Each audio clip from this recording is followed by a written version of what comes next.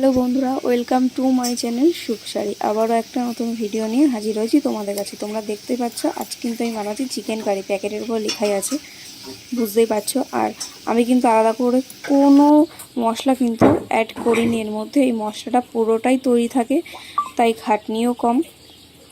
এটা ফ্রাই করার জন্যই আর কি নিয়ে আসা। তো ওইভাবে আমি যে তোমাদের সাথে ভিডিওটা একটু শেয়ার করি। আর ঘরে যদি তোমাদের টক দই থাকে, তোমরা টক দই দিয়ে ওই মশলাটাকে ভালো করে মিক্স করে নেবে চামচ দিয়ে। তো আমি 3 চামচ মতো টক দই নিয়েছি। তোমরা মাংস যেমন যেমন নেবে ঠিক সেই পরিমাণ অনুযায়ী তোমরা টক দইটা নেবে। আমি 3 চামচ মতো টক দই নিয়েছি আর মশলাটাকে ভালো করে আমি চামচ দিয়ে মিক্স করে নিয়েছি।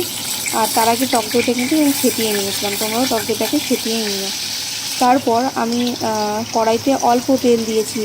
তেল দিয়ে আমি মাংসটাকে ভেজে নিচ্ছি হালকা লাল করে, বেশি কিন্তু ভাজবে না। গ্যাসটা অবশ্যই আস্তে দিয়ে তোমরা মাংসটাকে ভাজবে।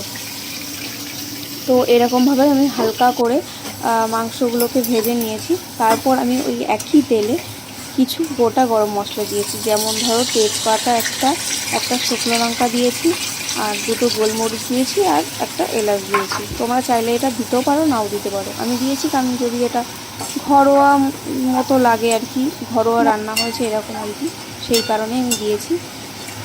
তারপর দেখো আমি একটু নাড়াচাড়া করে নিয়ে তারপর আমি মশলাটা দিয়ে দিয়েছি। তোমরা দেখতেই পাচ্ছ মশলাটা দেওয়ার সাথে সাথে হালকা হালকা তেল ছেড়ে দিয়েছে।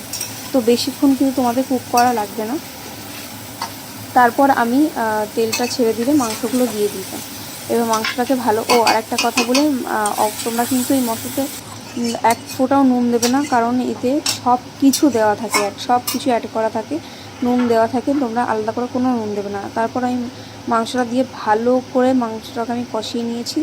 আর তার আগে যেহেতু মাংসটা ভাজা ছিল সেই কারণে অনেকটা সেদ্ধ হয়ে গেছিলো মাংস। আর কথাটা যদি কোনো ভুল থাকে প্লিজ কিছু মনে করো না, এটাকে ইগনোর করো। তারপর দেখো আমি একটু গরম জল করেছিলাম, সেই গরম জলটা আমি দিয়ে দিলাম, তবে পরিমাণ অনুযায়ী।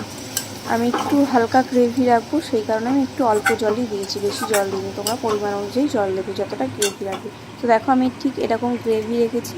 তো এই ছিল আমার আজকের রেসিপি। কেমন লাগলো অবশ্যই কমেন্ট করে জানিও। আর ভালো লাগলে অবশ্যই লাইক, শেয়ার, কমেন্ট এবং সাবস্ক্রাইব করো। আর তোমরা পারলে এরকম চিকেন কারি প্যাকেট কিনে নিয়ে এসে, তোমার মশলার প্যাকেট কিনে নিয়ে এসে তোমরা বাড়িতে ট্রাই করে দেখতে পারো। আশা করি ভালো লাগবে। তো আমাদের তো ভালো লেগেছে। তো কেমন লাগলো তোমরা কিন্তু অবশ্যই কমেন্ট করে জানিও। আবার দেখা হবে নতুন একটা ভিডিওতে। Tata, bye bye.